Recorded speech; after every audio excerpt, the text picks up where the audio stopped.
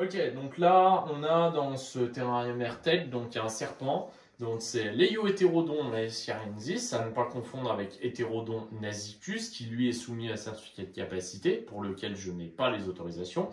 Le Léiohétérodon naesiarensis, il n'est pas soumis et pourtant il devrait l'être. Pourtant, pourquoi? Parce que c'est un opistodonte.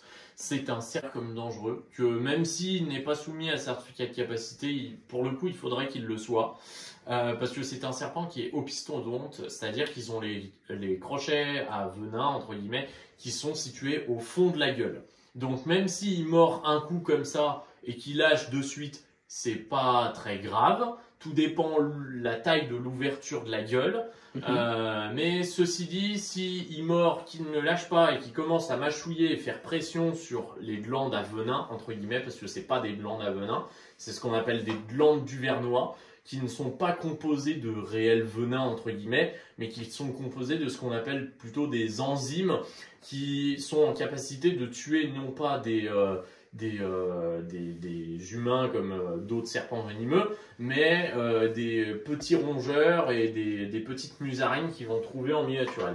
Voilà. Donc c'est moins puissant qu'un venin de cobra ou de crotale par exemple, mais pour le coup ça fait pas du bien si on se fait mordre. Voilà. Surtout moi qui ai un gros terrain allergique, c'est pour ça que je prends mes précautions avec cette espèce. Du Voilà. coup, juste avant, on en parlait de comment prendre un serpent Voilà. et tout. Là, bah, il va vous montrer vraiment, vous verrez comment il fait. Ouais, alors je vais pas la prendre, je précise c'est là. Je tiens à préciser, j'ai le même système que toi pour comment ça s'appelle, mon emprunté le pitch le détient comme toi, avec un bout de carton. Ouais, voilà, mais ça marche parce que c'est pas, enfin ça cale, Bah, c'est très bien.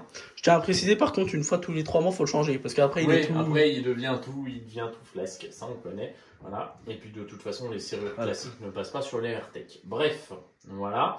Donc pour le coup, là donc on se met en position de protection sur le côté de la vitre. Là, pour ceux qui viendront en formation, je leur réexpliquerai, je leur ferai faire, parce que c'est pas parce que vous voyez cette vidéo ou que vous avez vu cette datcelle qu'il faut, qu'il faut croire que vous savez faire, parce que entre voir et faire, il y a un monde, il y a un fossé entre les deux. Voilà, Donc, c'est pour ça que moi aujourd'hui en tant que là, ouais. je vais pouvoir savoir faire comme ça. Moi j'ai un Nerodia facilata pisciventaris qui reste un serpent quand même assez agressif. Ouais. Ça arrive que des fois, vu comme je dis, il faut nettoyer les terrains, il faut enlever les cacas et tout comme ça. Et si vous n'avez pas genre un crochet ou même tu sais la fameuse pince où tu bloques la tête, ça moi c'est un futur achat aussi pour pouvoir servir à sortir le serpent du terrain pour pouvoir nettoyer le terrain. Bah ça arrive très vite qu'il puisse avoir une morsure ou c'est pour ça qu'il va bien vous montrer là, même vous. Mais comme je vous dis, le mieux c'est rapprochez-vous d'un capacitaire. Voilà. Qui Venez en formation et je vous expliquerai vraiment comment faire de A à Z, parce que là on va juste voir l'ouverture du terrain, mais après il faut attraper la bestiole. Ça, moi tu vois, et là, ça c'est un truc. Voilà. Mais tu viendras en formation. Moi c'est sûr, de toute façon, on en reparlera nous en privé. C'est ça. Donc on a le crochet en main, d'accord. Donc on a la main donc posée contre la vitre. On met jamais les doigts à l'intérieur du terrarium tant que l'animal n'est pas en visu. Voilà. On regarde à peu près où elle est. Moi, je la connais. Je sais qu'elle est toujours sous la même cachette. On ouvre, on reste toujours sur le côté. Voilà. On met toujours pas les doigts dans le terrarium. Je sais qu'elle est là dessous parce que je connais mon animal. Voilà. Donc je soulève. Je vous zoome un petit peu pour vous montrer. Attends, je vais déplier un petit peu la perche. Vas-y.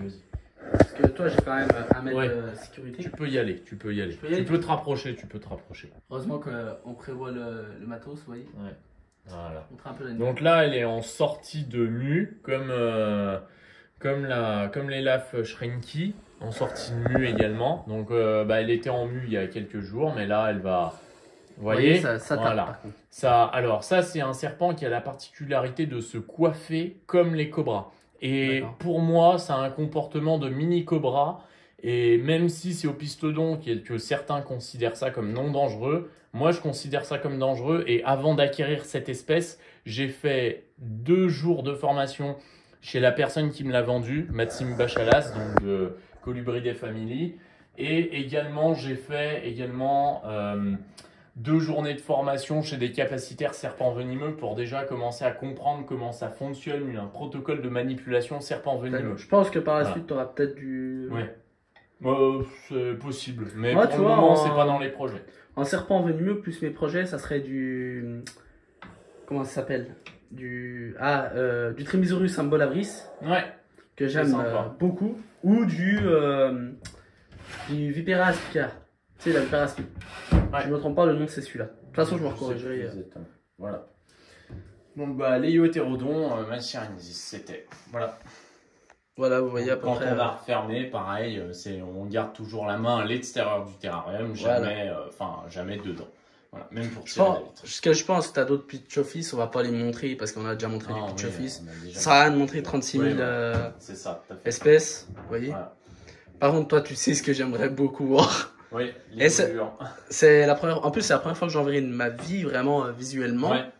Et là, clairement, mais ça, on y garde plus pour plus tard. On fait encore durer le suspense. Ouais, je vais te montrer les bébés déjà d'abord. Parce que on connaît les couilles, hein. Je sais pas si tu les connais, mais on les connaît. Ils regardent la vidéo, ils vont au moment, mais non, vous allez attendre des petites couilles. Je vais vous montrer ça. Ouais, voilà. Donc là, on a mon rack ici, qui est pas. Ça, par la suite, j'y pense. Tu vas y changer ou tu vas toujours y garder ça? Je garde mon matériel. Moi, je suis quelqu'un qui garde beaucoup de matos parce que justement, je me dis que si sur une bourse, toujours servir. Ouais, si sur une bourse je craque pour une espèce, un animal, n'importe lequel qu'il soit, au moins je me dis trop bien, j'ai ce qu'il faut à la maison de toute façon parce que j'ai du matos. Voilà. Je tiens à faire une parenthèse, comme on disait tout à l'heure, ne vous inquiétez pas si vous voyez des câbles électriques. Voilà, des câbles électriques, c'est normal. J'aime beaucoup avoir mes multiprises apparentes pour pouvoir, si jamais il y a un problème sur un appareil électrique, pouvoir tout de suite accéder à la prise en question et dire je la débranche. Plutôt que de me dire c'est derrière, il faut que j'aille derrière, il faut que je tire les terrariums. Et dans un cas d'urgence, ça peut devenir dangereux. Donc il est très important de pouvoir avoir ces prises qui soient apparentes, qu'on puisse intervenir rapidement sur un problème électrique par exemple. Voilà. Moi, comme je dis, alors il détient quelques espèces en rack. Ouais. Moi, pareil, j'ai un rack à la maison où j'ai mes Rhésus. C'est uniquement pour des jeunes individus et des animaux qui sont en quarantaine, notamment les boas arc-en-ciel. Moi, par contre, moi, sur un point, comme je te disais tout à l'heure, moi, le Rhésus, je le détiens en rack parce que, comme je dis, j'en vois pas l'intérêt d'y mettre en terrasse. De toute façon, c'est un serpent qui bouge pas. Non. Et de la façon que, même si on le laisserait dans un rack, comme on peut le voir, de toute façon, vous le verrez bien ici. Généralement, un serpent dans un rack qui se met tout au fond à l'endroit le plus caché. C'est ça, tout à fait. Et vous allez le voir, donc là, avec les espèces que je vais vous montrer, ils sont tous au fond. Voilà. Ils sont jamais devant à sortir. Tout à l'heure, j'ai oublié de te poser la question, mais est-ce que le pitch office est soumis à la loi du puçage? Alors, absolument pas, puisque les pitch office sont tous classés donc en non domestique et ne sont pas classés dans les annexes de la CITES ni de la Convention européenne. À peut-être une exception près, mais il faudrait vérifier. Voilà. Mais pour moi, en tout cas, non, les pitch office ne sont pas soumis à la loi du 8 octobre 2018 qui oblige le puçage sur les animaux qui sont annexés. Donc, voilà.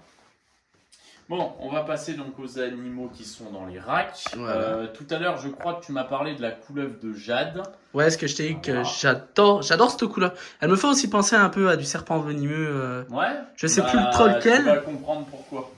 Mais ça me fait penser. Parce que j'en ai ici, justement, de la couleuvre de jade. Voilà. Donc ça, alors là, elle est juste là. Là, c'est un mâle. Et il va la sortir. Eh ben, tu vois, quand on les voit sur les photos, les trucs comme ça donne vraiment pas... Attends, si je te fais pas... Ah ouais, non, franchement, c'est une dinguerie. Hein. Elle est belle, hein. Il y a une personne du secteur de où tu travailles, je vais pas dire où tu travailles, hein, ça regarde personne. Oui. Il en a une en tant que particulier. Ah, oui. Je sais pas si tu vois. Après, ça c'est pas soumis à CDC, hein. C'est pas soumis au certificat de capacité. Mais hein, par contre, la sienne, c'est une adulte déjà, et elle fait le double. Oui. Après, et c'est là où en fait cette espèce, j'adore cette couleur. Je sais pas si j'en aurai un jour. C'est superbe. Et tu me disais tout à l'heure que ça te faisait penser à du serpent venimeux. Ouais. Je vais t'expliquer pourquoi. C'est que simplement, en fait, pour les experts du serpent venimeux, ils vont tout de suite comprendre pourquoi. C'est parce que bébé. Alors déjà, c'est même pas bébé, c'est que en fait cette espèce-là, elle partage son aire de répartition avec un serpent venimeux bien connu du grand public, c'est le cobra royal. Voilà, ouais. Et donc, c'est un animal qui, juvénile, quand il naît, le cobra royal, il a exactement les mêmes motifs que le Prépiophis mandarinus, donc couleuvre de jade, qui est devant vous. Voilà. Donc, pour le coup, cette espèce adopte les mêmes motifs pour faire comprendre aux prédateurs potentiels que, attention, je suis venimeux. Alors qu'en réalité, ce n'est pas le cas. Voilà. Donc c'est un moyen de défense comme un autre. En fait, tout ce qui est flashy et très coloré dans le milieu naturel, c'est considéré par les prédateurs comme dangereux, donc attention, faut pas y toucher. C'est comme les champignons très colorés, l'amonite céphaloïde, qui est un champignon rouge avec des points blancs. Ouais. Ça, si vous le voyez en milieu naturel, ne vous en approchez pas, ne le touchez pas, ne le mangez pas, parce que c'est un champignon qui est extrêmement toxique. Je fais l'aparté sur les champignons, mais parce que j'avais que cet exemple-là en tête. Voilà. Mais en gros, en milieu naturel, tout ce qui est rouge est très, très vif en termes de couleur. C'est considéré pour les prédateurs comme un danger. Donc, je tiens à préciser mes couilles. N'oubliez pas de lâcher un gros pouce bleu. Franchement, ça ferait plaisir. Comme je vous dis, n'hésitez pas à vous abonner et de vous commenter également. Voilà, bah, vous voyez, la couille, il le dit. Et d'activer la cloche aussi. Ouais, c'est bien ma couille. Voilà, t'inquiète. Comment on dit? Tu sais que depuis que je dis ma couille dans les vidéos, ça a fait plus de vues que d'habitude. Ah bah oui.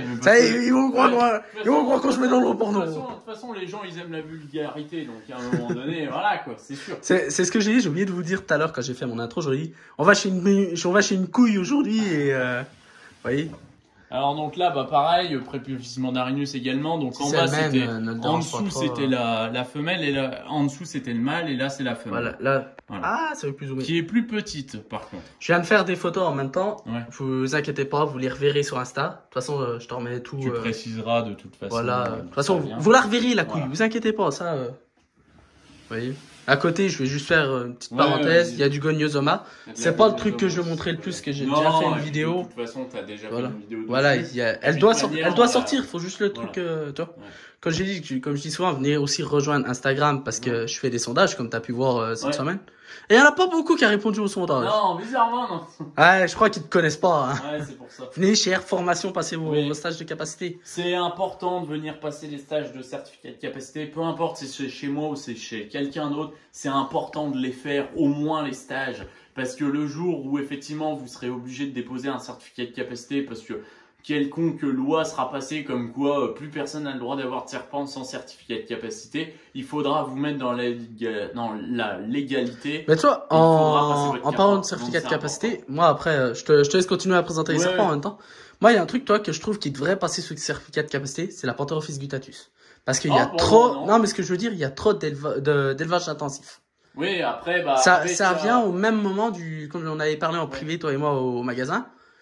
Pareil que l'Amprotelpis Gétulus. Après, enfin, moi, je considère que non, mais voilà. Alors, qu'est-ce qu'il va nous montrer? La dinguerie. Python Molurus bivitatus, qui est un juvénile, qui est moche pour le moment parce qu'il est en mue à l'heure actuelle. On va éviter de le sortir parce que là, rien que la respiration, il est stressé. Ah, puis on y voit aux yeux en fait. Ouais, voilà. Donc, de toute façon, on présente juste, on montre. Je ne demande pas de manipuler tout le temps. Hein. De toute façon, c'est juste pour vous montrer. Donc là, effectivement, c'est un mâle. C'est le seul mâle de ma collection. Pour les autres, j'ai des femelles. Les mâles vont faire au bas mot à l'âge adulte entre 3,50 m à 4 mètres. Voilà. Et pour les femelles, ça va être plus, mais ça, je le montre. Mais tu vois, quand on le voit comme ça, tu sais à quoi ça me fait penser? À du bébé boa. Oui, bah après, ça a à peu près la même tête, hein, de toute façon. Là, pareil, je pensais... Oh, ça, c'est là, ici, c'est sa femelle, qui n'est absolument pas adulte non plus. Ça reste du Python Après, des futurs projets qui va se passer, comme je disais. Pourquoi pas, peut-être aussi t'en prendre un, on verra par la suite. C'est avec plaisir, de toute façon, que tu passes le capacitaire d'abord. Il faut être capacitaire pour cette espèce. Hein. Voilà. Et donc Python Molurus bivitatus également. Encore, donc c'est une femelle. Pour le coup, les femelles vont devenir beaucoup plus grandes que les mâles. Elles vont faire entre 5 à 6 mètres de long pour un poids équivalent à 130 kg. Voilà pour ceux qui connaissent. Parce qu'en même temps, j'étais en train de faire de la luminosité, je me dis, il va se passer. Non, et puis là elle est superbe. Et c'est donc au niveau mutation, parce que c'est absolument pas du classique. Ouais, toi, je sais que comme tu me disais, la mutation, c'est pas trop. C'est pas mon truc. Je sais que le mâle, c'est de l'hippo. La femelle, il faudrait que je vérifie sur les papiers ce que c'est. Je crois que c'est de l'hippo sûr. Mais alors, je me rappelle plus exactement du deuxième je ferai une petite entre parenthèses dans la description. Je te redirai. Telle mutation. Voilà, je te redirai ce que c'est, mais voilà. Je tiens à préciser, toi qui as le rack ouvert, vous voyez, comme on disait tout à l'heure, dans un rack, le serpent est toujours plus au fond. Au fond. Voilà. Pourquoi? Parce qu'un serpent, ça vit dans un trou. Et juvénile notamment. Alors après, évidemment, c'est pas son bac définitif à l'animal, puisque j'ai des gros projets par rapport à ce genre d'animaux-là. Et effectivement, ils vont aller dans un enclos qui est beaucoup plus grand et beaucoup plus spacieux. Voilà. Pour ce genre d'animaux-là, en tout cas adultes, le minimum légal qu'on va vous demander de façon générale dans les différentes DDPP, si vous déposez votre certificat de capacité et votre AOE dessus, ça va être un bac qui doit faire minimum pour un individu, minimum 3 mètres sur 2 de large, sur 2 de haut. Pourquoi ça fait un beau bac. Pourquoi ce genre de dimension? Alors, effectivement, vu que c'est un serpent qui est terrestre, notamment adulte, c'est des animaux qui sont quand même considérés comme dangereux aux yeux de la loi, parce qu'ils dépassent les 3 mètres à l'âge adulte. C'est un serpent donc, qui s'avère dangereux et il faut pouvoir ne pas être plié sur soi-même quand on rentre dans le terrarium. Je vois beaucoup de personnes qui élèvent des pitons Molurus bivitatus au même titre que des réticulés par exemple, qui font des terrariums très grands en termes de longueur et très grands en termes de largeur mais pas beaucoup de hauteur. Les gars, le jour où vous avez à aller chercher votre python molure ou votre python réticulé au fond du terrarium et que vous êtes à 4 pattes dans le terrain et que l'animal décide de se retourner contre vous et de vous faire une attaque, ça risque d'être très très dangereux et irréversible. Donc c'est important de prendre beaucoup de précautions et de donner de la hauteur. Pas forcément pour l'animal en lui-même, mais pour vous et pour votre sécurité. C'est hyper important. Voilà. Et là, qu'est-ce que tu vas nous présenter d'autres? Les Epicrates chancrea. La fameuse espèce que je surkiffe pour tous ceux qui connaissent. C'est ça, exactement. Donc il a renversé son bac d'eau, je crois. Oui, et je crois que... Alors, je tiens à préciser, comme on a dit tout à l'heure, on va se mettre vous à la allez lumière, voir plus de serpents qui est en période de mue, parce que j'arrive quelques jours après Alex. Voilà. Oh, c'est de dinguerie. Avec le contre-jour, vous voyez, je vais essayer de vous le filmer du mieux que je peux. Est-ce que c'est ta taille adulte ou ça reste absolument pas taille adulte. Oh, c'est dinguerie. Ça va faire entre 1,50 m et 2 m à l'âge adulte à peu près. Mais c'est un boa, donc boa arc-en-ciel, mais qui va justement rester assez... alors ça va pas devenir aussi gros qu'un boa constrictor ou imperator. Voilà. Ça va faire un boa constrictor en moyenne, ça va faire un diamètre à peu près gros comme ça. Par contre, effectivement, un Epicrates chancrea, ça va faire un diamètre comme ça à peu près, maximum, pas bien plus gros quoi. Voilà, comme vous voyez, ça, comme je disais, moi c'est une des espèces que je rêverais d'avoir. Et donc, apparemment, ce sera arboricole. Mon œil, hein, parce que les animaux, ces animaux-là, je ne les ai jamais vus grimper. Ils restent toujours au sol. Oui, je vous montrais un peu, voilà, qu'on le voyait un peu en grand. Ouais. Il est en période de mue celui-là? Ouais, il va rentrer en mue là dans pas longtemps. Mais avec la lumière, en fonction de l'endroit où on se positionne, on arrive à voir certaines iridescences bleu pétrole sur le corps qui sont assez magnifiques. Je tiens à préciser, espèce soumise à certificat de capacité et à autorisation d'ouverture d'établissement dès le premier spécimen détenu. Donc il vous faut ces 2 autorisations-là avant de posséder ce genre d'animaux-là. Voilà. Pourquoi, même si c'est un boa qui est très simple d'élevage et de reproduction, ça reste un animal qui est classé comme protégé car il fait partie de la faune française. Alors si vous habitez dans le sud de la France ou dans le nord, vous n'allez pas en trouver. Mais par contre, si vous habitez en Guyane française, qui est un département français d'outre-mer, là effectivement, oui, vous allez en trouver parce qu'il s'agit d'un boa originaire de la forêt. Je vais recevoir un message, il va me faire « Eh, ma couille, j'ai vu un boa arc-en-ciel en Guyane !» Ouais. Oui, bah la couille, il en a, pour ceux qui savent. Mais ça, par contre, c'est vraiment l'espèce, et même quand on en avait parlé en prix, je t'ai dit, c'est vraiment l'espèce que j'aimerais détenir. Alors, il y a des années en arrière, c'était pas soumis au CDC? Si. Ah, moi, il y a un ami qui m'avait dit que c'était. Il en avait chez lui. Bah, ça dépend ça dépend à quelle époque. Oh, c'est vieux. C'est vieux. Avant 2004, c'était pas soumis à CDC. C'était protégé, mais c'était pas soumis à CDC. Puisque les certificats de capacité ont été mis en place à partir de 2004. Je crois qu'il y a quelqu'un qui est en Belgique, il est éleveur d'épicrates Sankria. Alors, les épicrates Sankria en Belgique de mémoire, que je ne dise pas de conneries. Ils ne sont pas soumis au CDC. Ils sont pas soumis au CDC. Par contre, j'ai été choqué. Le Corylus battesi, chez nous, tu sais, il n'est pas soumis au CDC. Mais en Belgique, si. Mais ça dépend des pays. Ça dépend des pays. Il y a des pays qui appliquent, donc tous les pays appliquent deux lois concrètement, donc en fonction de la géographie. Donc au niveau international, on applique donc tous la même loi, donc c'est la CITES, donc la Convention de Washington. Par contre, si effectivement vous êtes en Europe, on applique effectivement donc la Convention de Washington plus la Convention européenne. Ne vous inquiétez pas. Le baron qui fait le con. Voilà. Qui fait le con. Plus effectivement donc la Convention européenne. Et si on est en France, on a donc la réglementation française. Voilà. Mais chaque pays a sa réglementation bien particulière en ce qui concerne les animaux non domestiques. Voilà. En général. Maintenant, c'est pas que du reptile. Voilà. Ça, c'est un serpent, comme je disais, qui sera dans les futurs à venir. Ouais. Si tu passes ton certificat de capacité, je disais, vous allez bientôt me revoir ici. Ouais, dans quelques formation pour le coup. Voilà, du coup, maintenant ils le savent, hein, on va plus se cacher. Voilà, c'est ça. Voilà. C'est pour ça que je dis, rapprochez-vous du maximum d'un capacitaire. Ouais, pour pouvoir effectuer ces formations-là. Voilà. Moi, j'ai de la chance que nous, on s'est connus via... on s'est connus, mais travail. Bêtement, en fait. Ouais. De base... Tu venais chercher des rats, à la base. Non, de base, moi, c'est mon cousin qui te connaissait. Oui, parce que je lui avais vendu il connaissent la couille. Je tiens à te préciser, bon rétablissement à toi, la couille qui, à l'heure actuelle, que je t'ai dit, voilà. Tu sais qu'en plus, il voulait venir aujourd'hui. Ah ouais il voulait venir et tout. C'est avec plaisir que je le recevrai à la maison. Et du coup... on va finir par... On va terminer la partie des ophidiens, donc des serpents, par le plus grand sujet du centre de formation. Donc il s'agit d'une femelle python Molurus bivitatus que, comme je vous l'ai dit juste avant, j'ai récupéré chez Steven de Reptistore, qui m'a gentiment donc cédé. C'est une femelle que vous avez certainement déjà vue. Tu as fait partie du concours qui faisait... Oui, de la Coupe de France de terrariophilie. Voilà, j'y ai vu. C'était encore à l'époque, c'était encore dans mon ancienne pièce d'élevage qui était chez mes parents.